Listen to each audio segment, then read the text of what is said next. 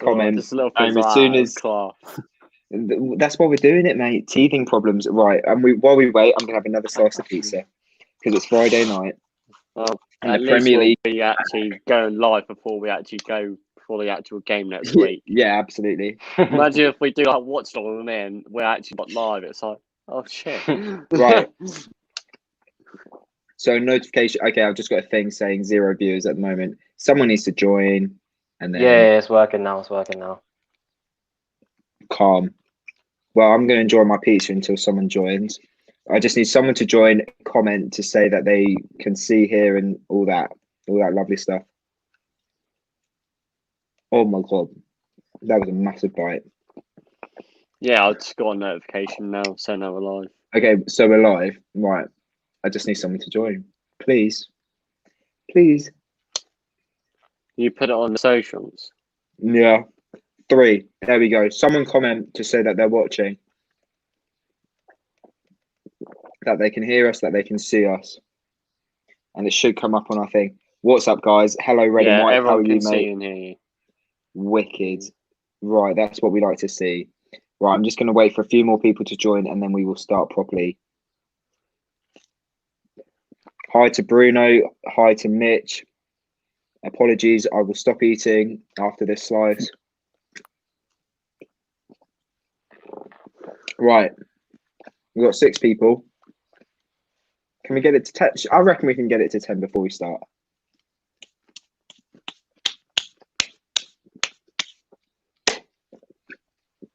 We are seen, we are heard. Right, actually, yeah, cool. I'm going to start it because people will join as we go. Right, guys. Hello, everyone. If you have joined, thank you very much for joining. What we are doing, as the title suggests, is previewing the Premier League restart. Now, now it's less than that, but in pretty much exactly 1 week today, Saints are going to be back on our screens playing football. Obviously, it's not going to be what we used to, but it's still Saints. It's still Saints playing. It's what we sort of live and breathe for. It's football at the end of the day.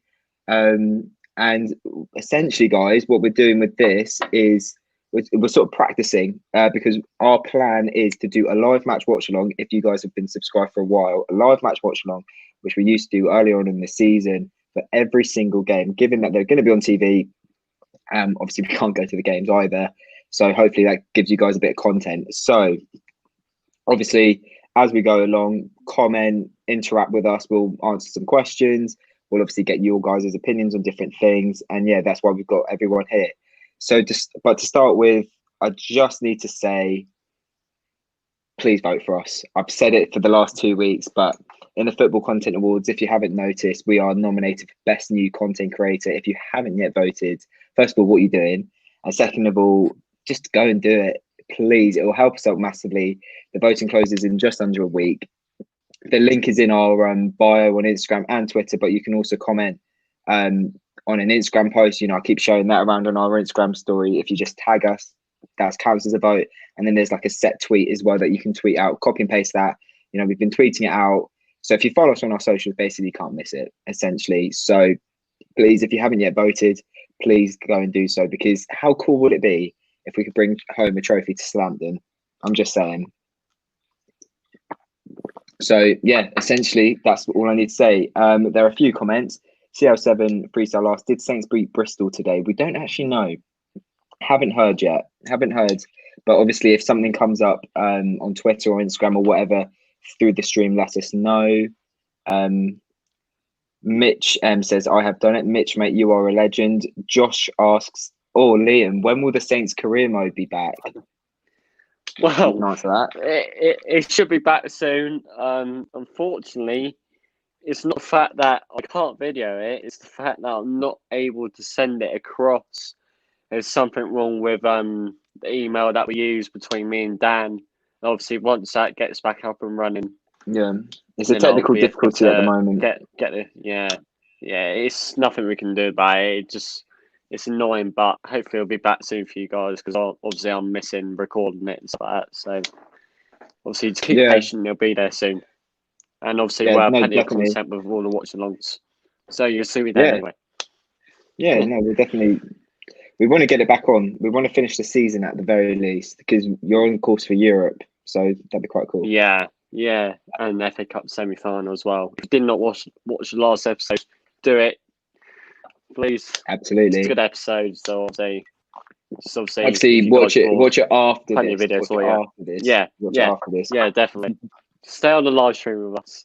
Yeah, Red and White's Obviously, 22 is catch up saying, afterwards. I'm enjoying the career mode. You love to see it. But yeah, boys. Brilliant, buddy. Should we have a chat about what we're actually here for? The Premier League. It is restarting, like I said, a week pretty much now. Yeah, exactly. A week right at this moment. Southampton will be back playing football. I mean, Liam, mate, how excited are you for this? Mate, honestly, I've never been so buzzed in my life. Obviously, you see over the next month, 2-month period, 5-week period, we will have football every day. I think there's only like a couple of days when we won't have it. And it's not the fact that the Saints are back. Obviously, I love the fact that the Saints are back, but just having football in general. Like watching the Bundesliga has been hard because you don't have a team that you support. Obviously, I'm just absolutely buzzed that we're back and hopefully we can do something, show what we're made of in these last 9 games. Yeah, definitely, mate. I think we've already seen this week with contract extensions. I don't know if anyone saw Shane Long's interview, but he basically came out and said, you know, there's a feeling that they can have a really strong finish to the season. I think, obviously, not the best form. I think it's fair to say we weren't in the best form going into that break with the suspension, obviously with coronavirus. But I think, you know, around Christmas time, the turn of the year, we were in such good form that I guess we were still on a bit of a high. You know, we'd beaten Aston Villa. We were getting some wins here and there and putting in good performances. But Tom, mate, you know, do you feel that we can have a good end to the season? It's 9 games. You have to look at that fixture list and think there are some definitely winnable games in there.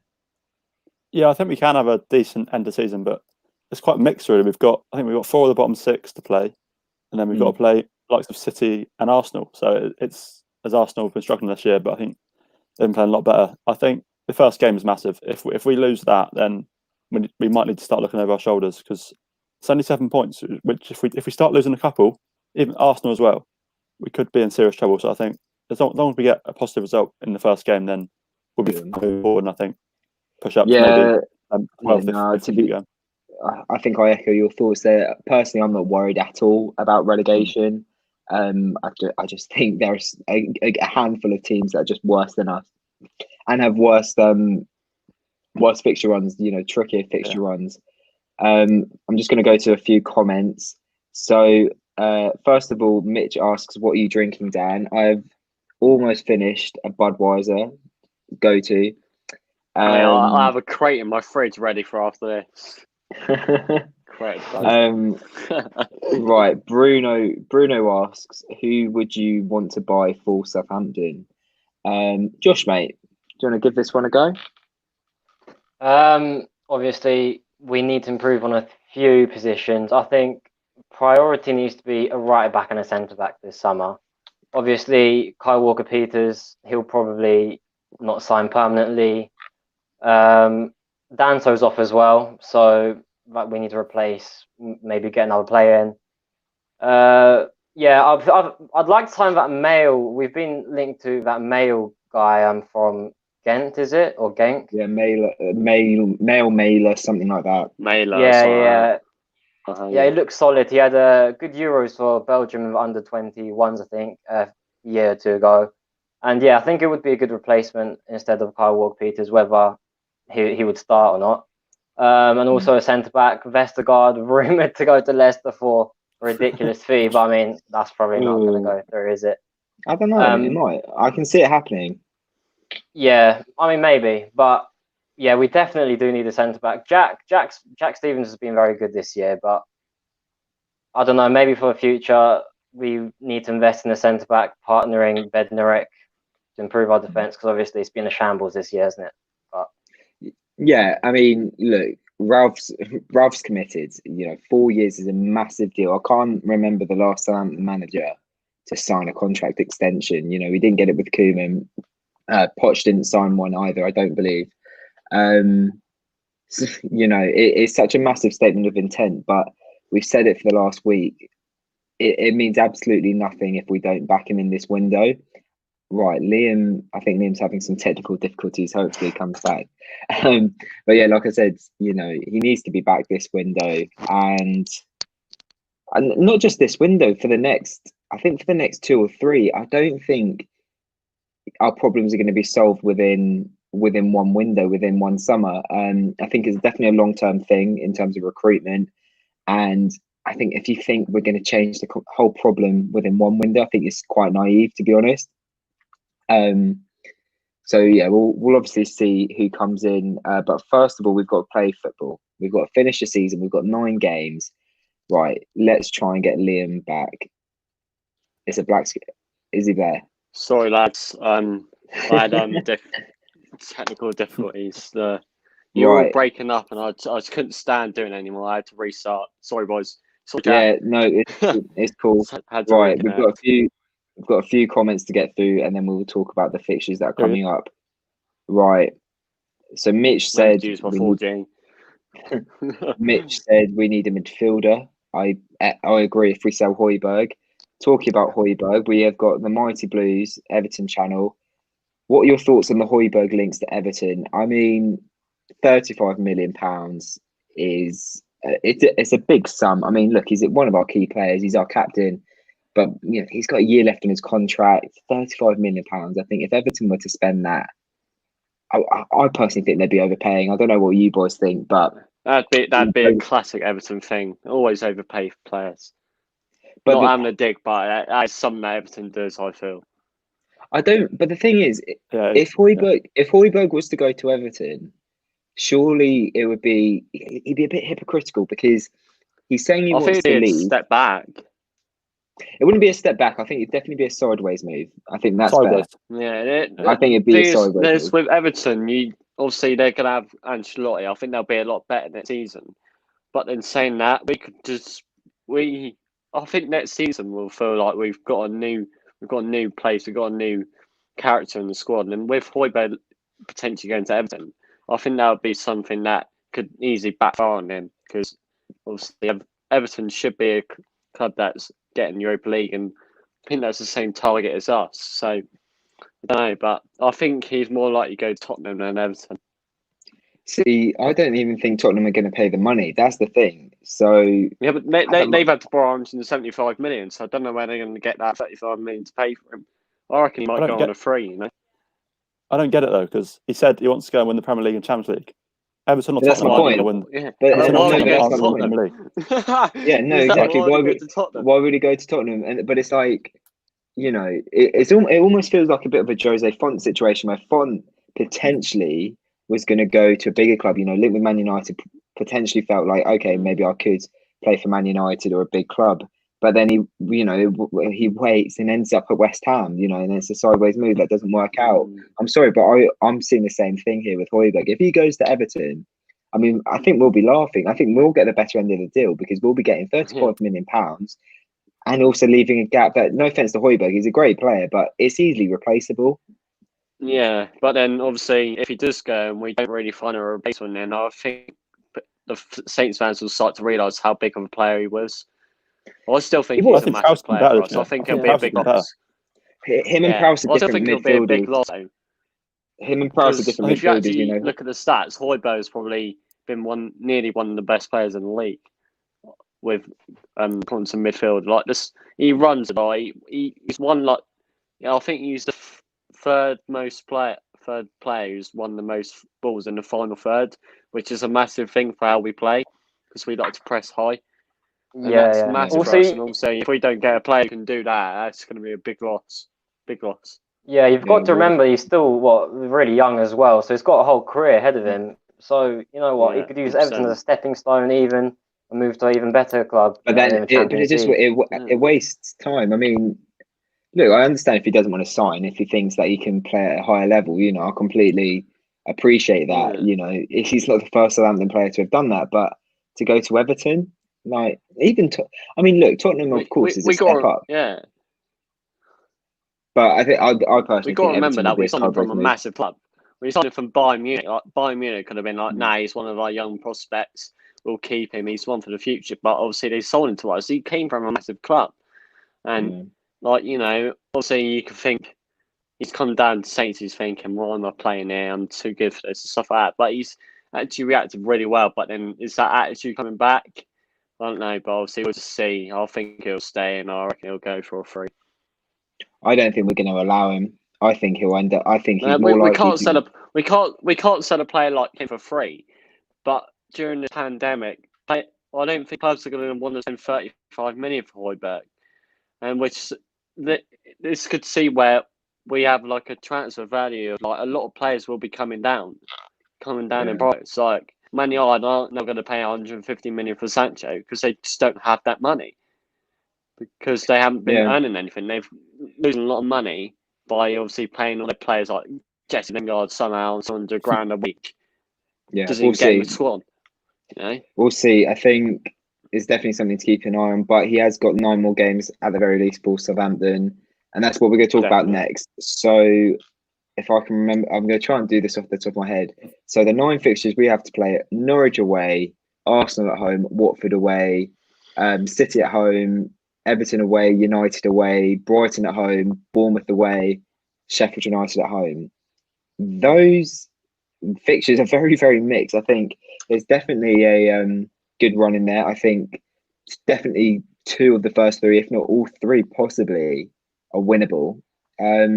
Tom, mate, like we said, you said if we lose to Norwich, we're going to be looking behind our shoulders. But what do you think this team could do if we win that first game? Start on a high.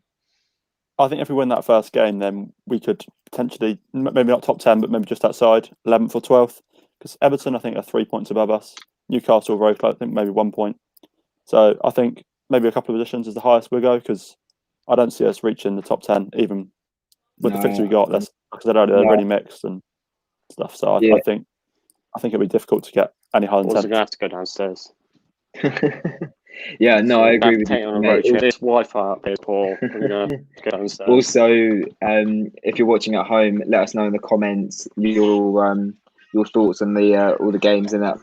Do you think we're going to do well? Do you think we're going to struggle? Because I've seen some things on Twitter about how people are saying, like we're notoriously slow starters, but technically this isn't a start. It's a restart. I think. Have to come down, I think it's it's breaking up. I think it's a different scenario, and obviously it's a different scenario for everyone. Amateur, mate, amateur. Good thing you're working this out now. Boys, but yeah, I think it's different for everyone. I don't think we can use the excuse of we tend to be slow starters. I think in this scenario, look, we've got a very winnable game to start off with, but one that also. I was speaking to a Norwich fan the other day about this on another live stream. It's absolutely vital that Norwich win that game. And I think for us, it's probably vital we don't lose it. I think if even a draw would do, but if you look at the table, if Norwich don't win that first game, I think they're not even. They're in trouble now, mate. I think true, that first game, the restart's pointless. They are down. I think they're 7 points. There's like a 7 point gap. I think they're like 7 points. I still don't think they're down. I'm not saying they're down. They have every chance they're not. They're the most entertaining side I've ever seen. That's been in the bottom 3. Like what they play is incredible. I'm sorry, but I'm obviously might be overreacting and stuff like that. But Norwich, if they had a defence that could defend, I think they'd be Europa League. If they could take their chances, they'd be a good side. But they've won 5. They've won 5 Premier League games this season. I'm saying like they played at home against Sheffield United, lost 2-1, 1-0 up at half time. Played against Wolves, 1-0 up at half time, lost 2-1. But they absolutely dominated the game. They should have been 5-0 up at half time, and that's 6 points they could have had, and that 6 points could take them out of nations over. It's massive. I think they've got taking chances is massive. First 11. But also holding on to the league is massive.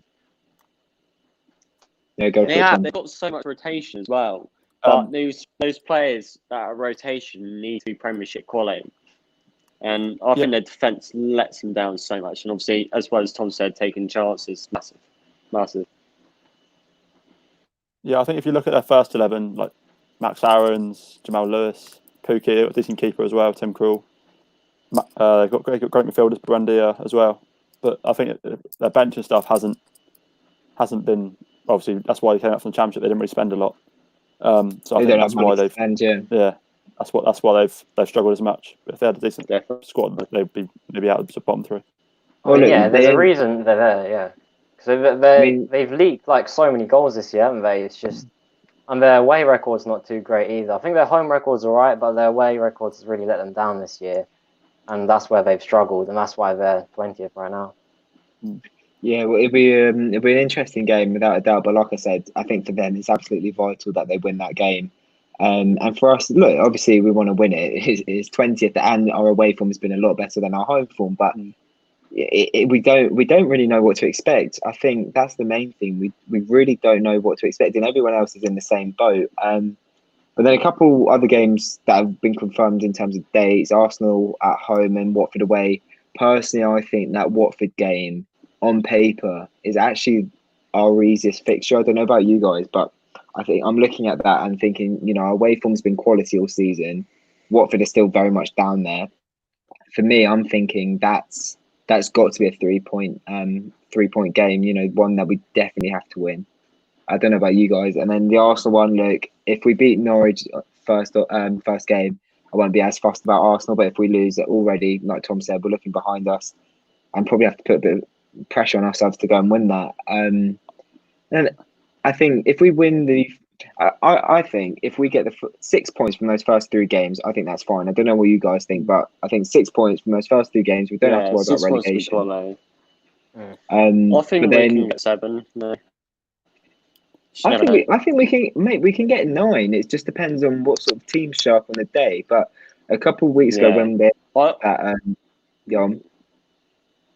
Yeah, go for it, mate. What were you going to say? Yeah, I think personally, Norwich will be our toughest test. Honestly, Norwich can easily outplay us. We were lucky against them in December, really, because we were lucky in the second half. Yeah, I agree with the set that we got outplayed in the second half, but we could have been 3 or 4-0 up at half time. So it's luck of the draw. But it's saying you don't take chances, stuff like that. When they announced that the season was going to restart, we did a little prediction each in terms of how Saints are going to do. Obviously, as you're watching this, guys, let us know your predictions for the rest of the season. Where do you think we're going to finish and how many points we're going to pick up in those 9 games? This was what we said.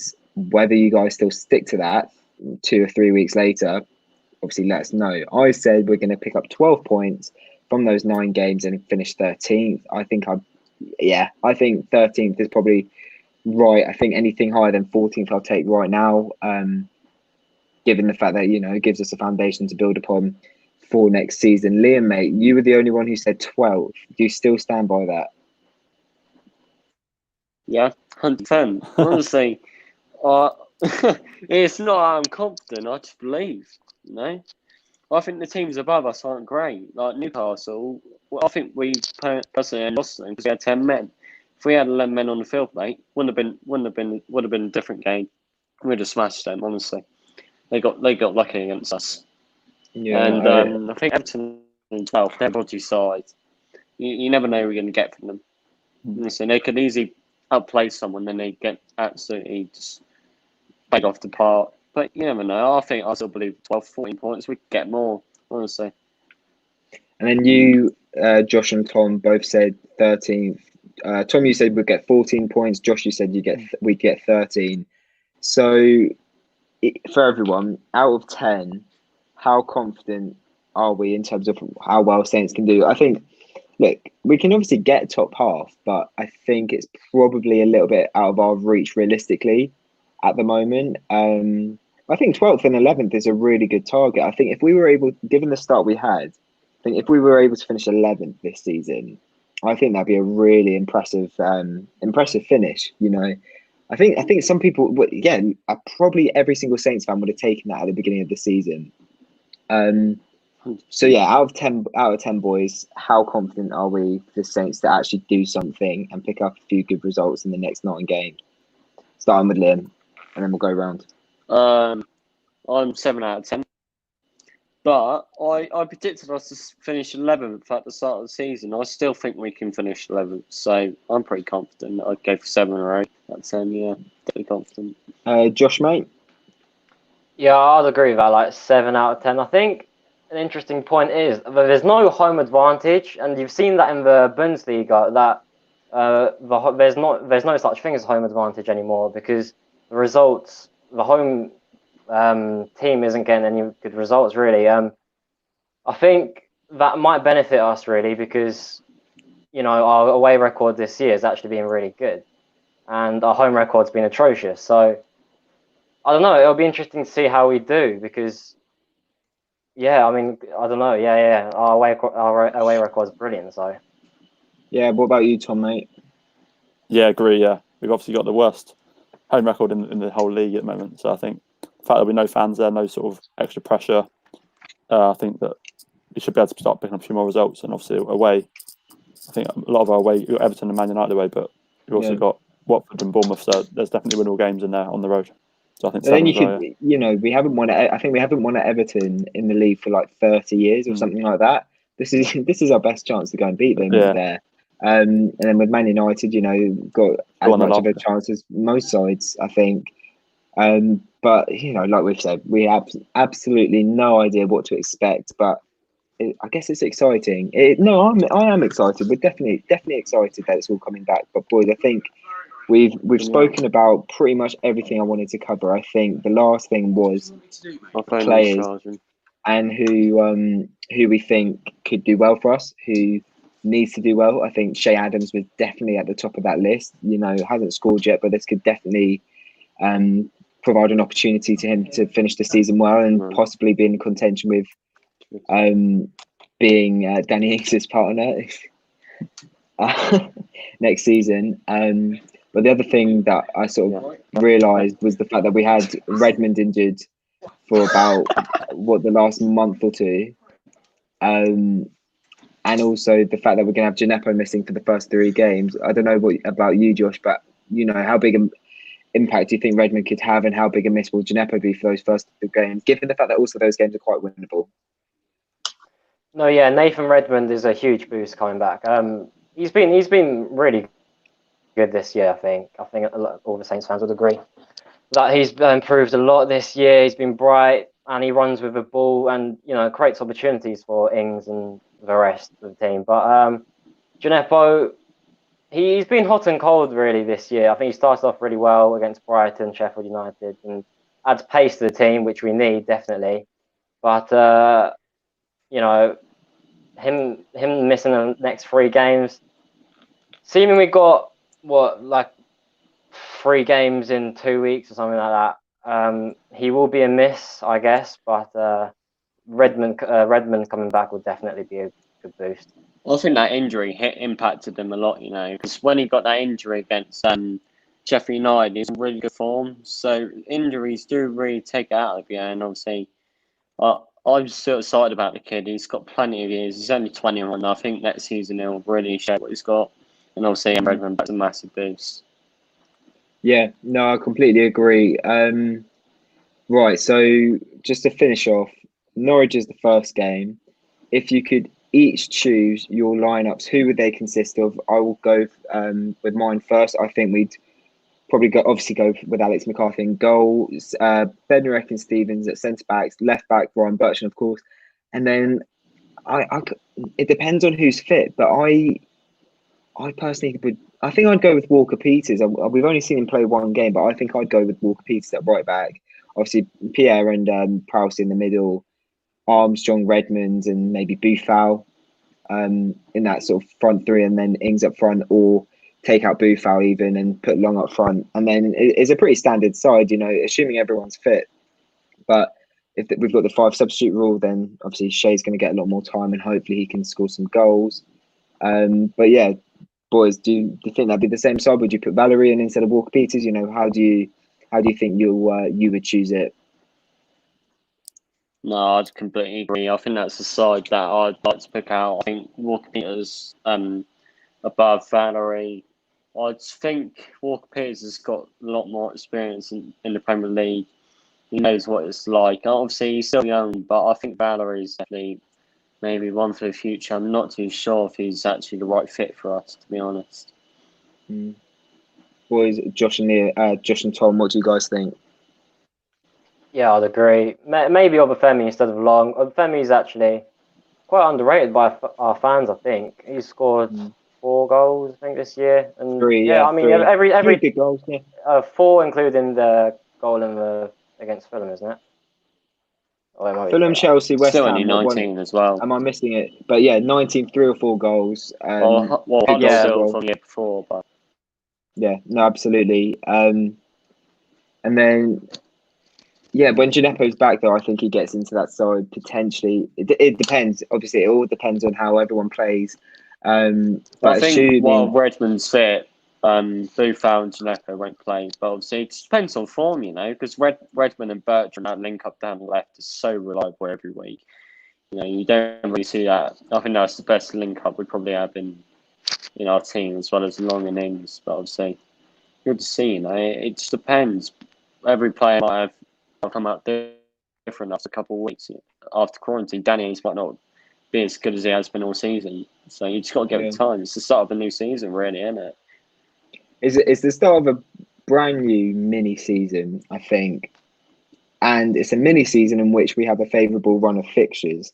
So for me, low-key, I'm quite confident, but I think also we have to be very, very careful in that first game. I think if it's 0-0 at half time, that's fine. Even if Norwich have been the better side, just be patient, try and get that one goal that will win it. But I was saying this to a Norwich fan. My personal prediction is for that game, I think we're going to be 1-0 down at half time, come back and win it 2-1. We've mentioned it earlier on in the stream. Norwich have taken the lead loads of times. Like they did in the second half against Burnley, I'll be fine. yeah, that's true. I honestly think it's going to be a case of maybe a bit of a slow start, definitely, but then sort of get into it and play our football. We just have to hope that Norwich don't take their chances, because they'll create. But so will we. I back us for that, and I back us to create. You know what? I back us to create in every single one of those 9 games. I think we're going to go all out. We've got Ralph, who signed a 4-year contract. He's committed to the long-term future. We need to finish on a high, because I think every position is an extra few million in the transfer budget, hopefully. And the higher we finish, the more intent it kind of shows to the players that potentially want to leave. Højbjerg is obviously at the top of that list. And hopefully it lays foundations for a really good season next year. But I think we're going to wrap it up there, boys. Obviously, I don't want to dwell too much on just one game. We will obviously talk about the Norwich game in the week and do our watch along. But boys, thank you so much for joining me. And if you're watching at home, thank you for joining us as well. I'm going to go over the last. Hopefully, my connection can be a bit better next week. Yeah, you need to work it out. You need to work that one out. I don't know what's happening, mate. It's still buffering on you, but I'm just if you guys haven't joined in time, basically what we're going to be doing is a live match watch along every single game that's on. So it'll be like this. Hopefully it's all 4 of us. We may even get guests on. We might get you guys to come on for a bit, ask a question, whatever, because we're able to do that and essentially sort of react to the game as we're watching it. Obviously we can't actually show the game, that's illegal, but do our own reaction, our own like punditry, I guess, and do our own sort of like Southampton show. Yeah, I guess that's what we'd call it, like our own Sky Sports, but just for Saints. And also, if you haven't yet already, I have mentioned it numerous times, please go and vote for us in the Football Content Awards. I saw a comment from Bobby Mack, that was it. He said good luck on the awards. I'm going to finish off these last few comments. If you want to ask a question, put it in now, because I'm about to leave it. Mr. Sundown asked, do you think Cedric will come back because Arsenal don't want him? Absolutely not. I think Shea Adams would do well for a top League One team. I mean, he did well for an average Championship team last year, so I disagree with that one, Ben, mate. S. White put up the Saints. Mitch says Gineppo needs to play more. Kean says, hi, I'm a Birmingham fan. He knows all about Adams then. Do you think KWP could be included in the Højbjerg deal? That's an interesting one. That's potentially, but I'd rather just get 35 million straight up for him and then buy that right back Groningen, from Groningen for like 4 million. Yeah, I think I'd rather get the money straight up and spend on that right back from Groningen. And he looks like actually big, so I'll tell you that. Yeah. Can you link that video that you sent into Twitter? into Yeah, YouTube. yeah, I can get do that. all the people to watch it because he loves a slide tackle. I'd say that. I will. It is on my Twitter. If you guys want to follow me on Twitter, it's all at Dan J Hargraves. If you're on Twitter, Mitch says what time next week? We will probably start about 5:30. Yeah, I reckon half an hour before kickoff, so we can have a chat about the lineup, what we think is going to happen, all that. And then Bobby says Shay Adams should do well with no fans. So, boys, thank you very much for joining me. Like I said, vote in the FCAs, and we will see you next week ahead of the return to the Premier League return. See you soon, guys. Cheers.